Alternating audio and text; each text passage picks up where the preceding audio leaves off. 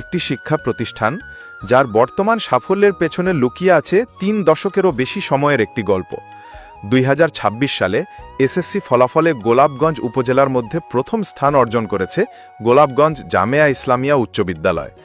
জাতীয় শিক্ষা সপ্তাহ ২০২৬-এ এই উপজেলার শ্রেষ্ঠ প্রধান শিক্ষক নির্বাচিত হয়েছেন বিদ্যালয়ের প্রধান শিক্ষক মোহাম্মদ জিন্নুর আহমদ চৌধুরী। আর ৪৬তম জাতীয় বিজ্ঞান ও প্রযুক্তি সপ্তাহ, বিজ্ঞান মেলা এবং নবম জাতীয় বিজ্ঞান অলিম্পিয়াডে জুনিয়র গ্রুপে প্রকল্প উপস্থাপনে প্রথম স্থান অর্জন করেছে এই বিদ্যালয়। কিন্তু আজকের এই অর্জন কি হঠাৎ করে এসেছে, নাকি এর পেছনে রয়েছে দীর্ঘদিনের শিক্ষা, শৃঙ্খলা, শিক্ষকতার নিষ্ঠা আর প্রজন্মের পর প্রজন্মের পথ চলা? আপনি দেখছেন সুরমা নাট্য।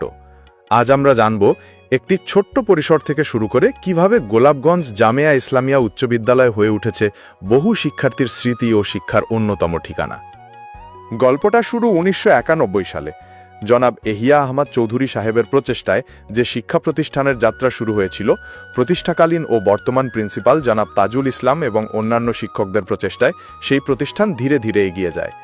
ভিত্তিপ্রস্তর স্থাপনের সঙ্গে যুক্ত ছিলেন তৎকালীন তুরস্কে নিযুক্ত বাংলাদেশের সাবেক রাষ্ট্রদূত এবং সাবেক বিডিআর প্রধান ব্রিগেডিয়ার জেনারেল অবসরপ্রাপ্ত শফি আহমদ চৌধুরী সাহেব। ছোট্ট পরিসরে শুরু হওয়া সেই যাত্রার ধারাবাহিকতায় আজ পর্যন্ত এখান থেকে বের হয়েছে এসএসসির ২৩টি ব্যাচ। বিভিন্ন দাতব্য সংস্থা ও দানশীল ব্যক্তিদের সহযোগিতায় সময়ের সঙ্গে প্রতিষ্ঠানে যুক্ত হয়েছে জাপান বাংলাদেশ ফ্রেন্ডশিপ বিল্ডিং, মুসলিম এইড ইউকে কম্পিউটার ল্যাব, মসজিদ, ইউরিনাল ও টিউবওয়েল সহ বিভিন্ন স্থাপনা। তবে একটি প্রতিষ্ঠানের ইতিহাস শুধু তার ভবন আর ফলাফলে লেখা থাকে না, সেটা লেখা থাকে শিক্ষার্থীদের স্মৃতিতেও। একসময় পরীক্ষায় ভালো করার জন্য ছোট ছোট সূরা ও আয়াতের অর্থ মুখস্থ করতে হতো। হাদিসের অর্থও ছিল পরীক্ষার অংশ। শব্দার্থের জন্য ছিল আলাদা নম্বর। লিখিত ও মৌখিক পরীক্ষার পাশাপাশি ছিল ক্লাস পরীক্ষাও। আর ছিল আরও একটি গুরুত্বপূর্ণ বিষয়, আমল আখলাক বা চরিত্রের জন্য ২০ নম্বর। এই নম্বর দিতেন শ্রেণী শিক্ষক। ফলে শিক্ষার্থীদের কাছে পড়াশোনার পাশাপাশি নিজের আচরণ ও ভাবমূর্তিও গুরুত্বপূর্ণ হয়ে উঠত। মজার বিষয় হলো, পরীক্ষার জন্য শেখা সেই সূরা, আয়াত কিংবা হাদিসের অর্থই অনেকের মনে পরবর্তীতে কোরআন ও হাদিসকে আরও গভীরভাবে জানার আগ্রহ তৈরি করেছে।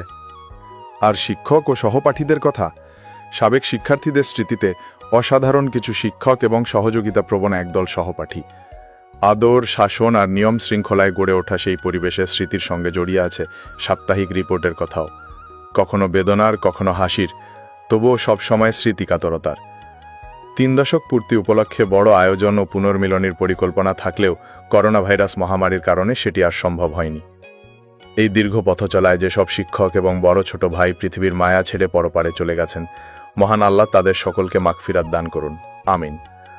১৯৯১ সালের সেই সূচনা থেকে ২০২৬ সালের এই সাফল্য, এটি শুধু একটি বিদ্যালয়ের ফলাফল নয়, এটি দীর্ঘদিনের শিক্ষা, পরিশ্রম ও প্রজন্মের পর প্রজন্মের পথ চলার প্রতিচ্ছবি।